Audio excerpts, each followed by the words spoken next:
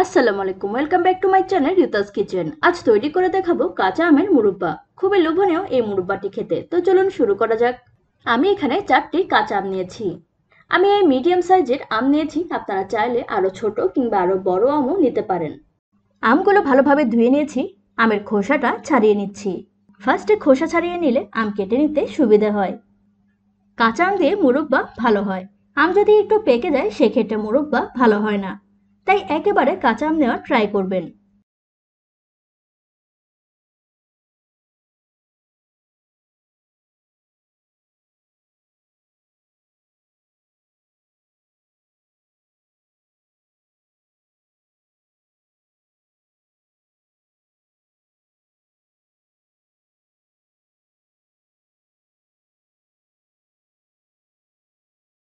আমের খোসা ছাড়িয়ে আমটিকে দুভাগ করে নিচ্ছি। আটি সহ আম কাটতে একটু প্রবলেম হয়। আমটিকে দুভাগ করে নিয়েছি। আটিটা ফেলে দিয়ে এক ফালিকে আবার 4 টুকরো করে কেটে নিব। এভাবে লম্বাটে করে কেটে নিয়ে দেন আবার টুকরো করে কেটে নিচ্ছি। দেখুন সুন্দরভাবে টুকরো করে কেটে নিয়েছি।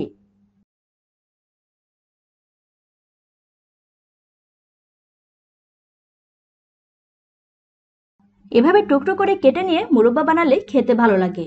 মুরব্বা যে শিরাটা তৈরি করি শিরাটাও ভালোভাবে আমের ভিতর প্রবেশ করে। বড় টুকরো করে কেটে নিলে আমের ভেতর শিরাটা ঠিকমতো প্রবেশ করে না, তখন খেতেও ভালো লাগে না।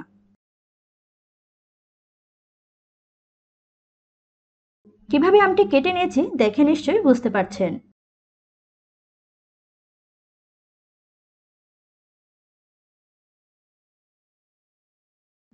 একইভাবে আরো একটি আম কেটে দেখাচ্ছি। আগে খোসা ছাড়িয়ে দেন আম কেটে নেওয়ার ট্রাই করবেন। আগে যদি আম কেটে নিই সেক্ষেত্রে খোসা ছাড়াতে প্রবলেম হয়।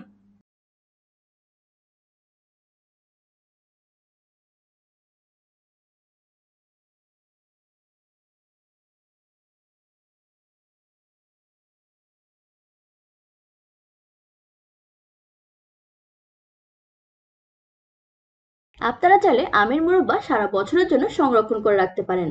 সেক্ষেত্রে আরো বেশি পরিমাণ আম নিতে পারেন মুরব্বা তৈরির জন্য।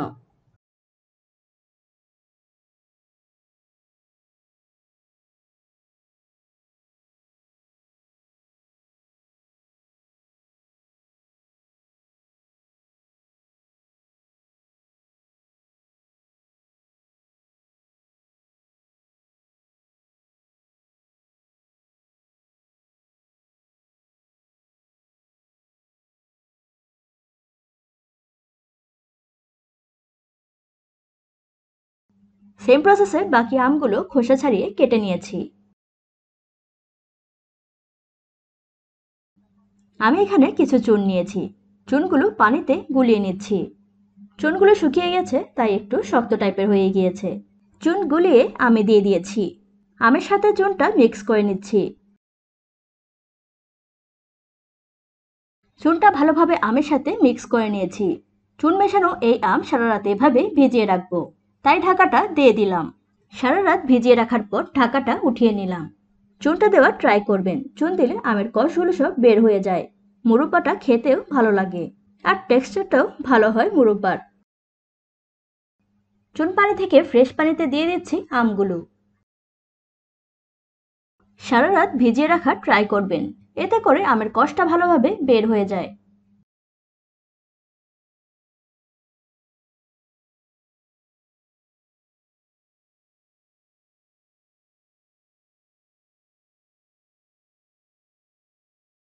দেখুন কষগুলো বের হয়ে গিয়েছে। এ পর্যায়ে আমগুলো পরিষ্কার করে ধুয়ে নিতে হবে। পানি চেঞ্জ করে করে বেশ কয়েকবার আমগুলো ধুয়ে নিয়েছি। পানিটা ঝরিয়ে নেওয়ার জন্য ঝাঁঝরিতে নিয়ে একটা পেয়ালার উপর বসিয়ে দিলাম।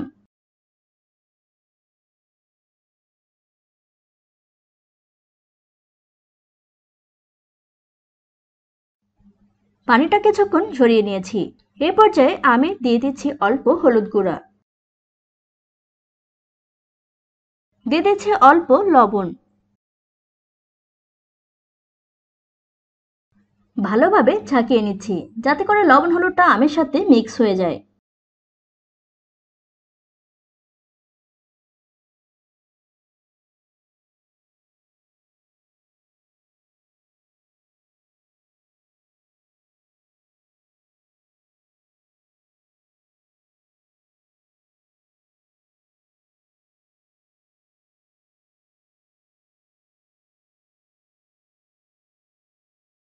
আমগুলো রোদে দেওয়া লাগবে। রোদে না দিলেও কোনো প্রবলেম নেই। যদি আচারে সিরকা ইউজ করেন তখন রোদে আর দেওয়া লাগে না। লবণ হলুদ মেশানো আমগুলো একটা চালনিতে নিয়ে নিচ্ছি।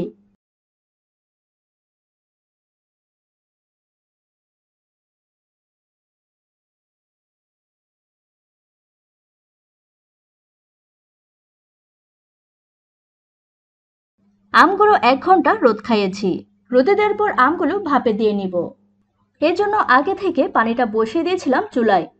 বলক চলে এসেছে, একটা স্ট্রেনার বসিয়ে দিয়েছি হাঁড়ির উপর। দেন দিয়ে দিচ্ছি আমগুলো।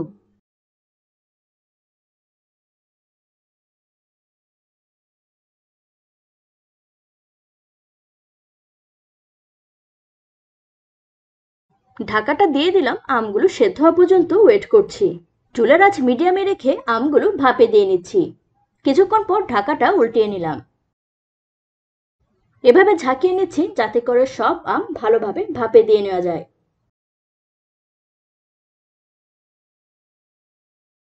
আবারও ঢাকাটা দিয়ে দিলাম। আরো কিছুক্ষণ সেদ্ধ করে নেওয়া লাগবে। কিছুক্ষণ পর ঢাকাটা উল্টিয়ে নিলাম। আমগুলো ভাপে দেওয়া হয়ে গিয়েছে। চলে এসেছে মোরব্বার শিরাটা তৈরি করার জন্য।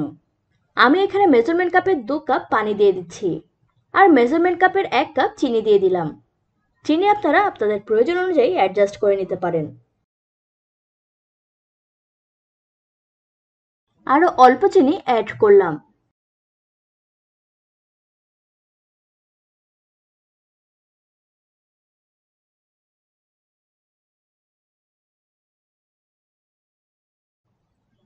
দিয়ে দিলাম 2টো এলাচ। এলাচের মুখটা একটু খুলে দিয়েছি যাতে করে সুন্দর একটা ফ্লেভার মুরব্বাতে পাওয়া যায়। নেড়ে চেড়ে পানির সাথে চিনি কিছুটা মিক্স করে নিচ্ছি।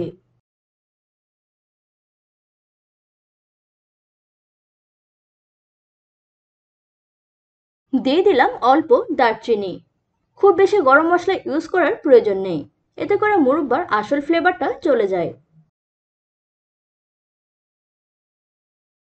দিয়ে দিলাম অল্প লবণ।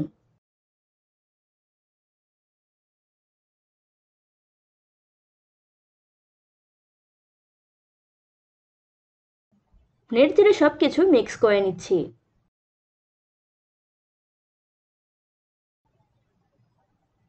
শিরাটা কিছুক্ষণ ফুটিয়ে নিচ্ছি।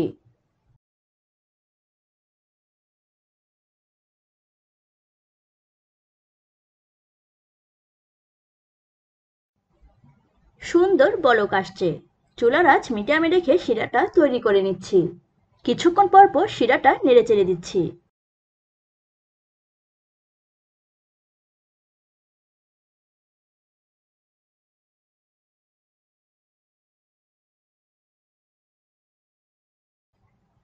শিরাটা তৈরি হয়ে গিয়েছে। এ পর্যায়ে দিয়ে দিচ্ছি আমগুলো।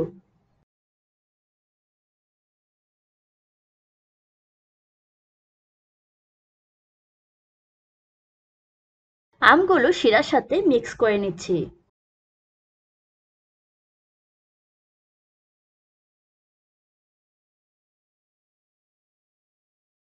আমের ভেতর শিরাটা ভালোভাবে প্রবেশ করা পর্যন্ত ওয়েট করছি।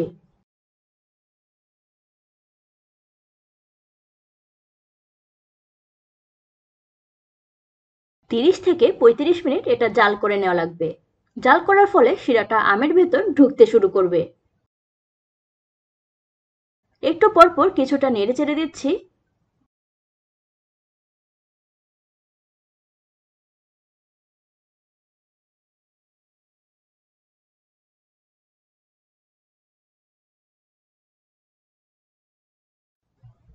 দিয়ে দিচ্ছি কিছু মৌরি বা মিষ্টি জিরা।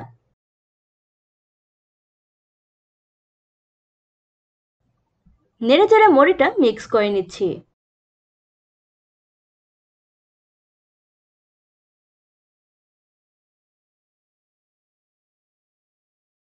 বড় ছোট সকলে এই কাঁচা আমের মুরব্বা খেতে পছন্দ করেন, তাই কাঁচা আমের সিজনে একবার হলেও এই মুরব্বাটি বানানোর ট্রাই করবেন। পরিবারের সবাই খুবই পছন্দ করবে। একটু পরপর নেড়ে চেড়ে দিচ্ছি।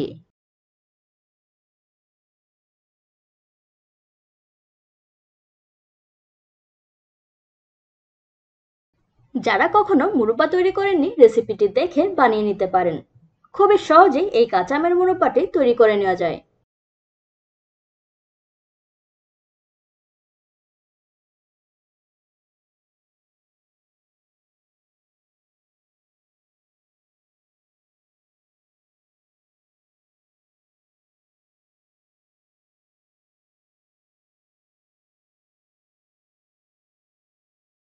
কালারটা চেঞ্জ হতে শুরু করেছে, ট্রান্সপারেন্ট হচ্ছে, দেখে নিশ্চয়ই বুঝতে পারছেন। অনেকক্ষণ জাল করার ফলে আমের ভেতর শিরাটা ভালোভাবে প্রবেশ করবে।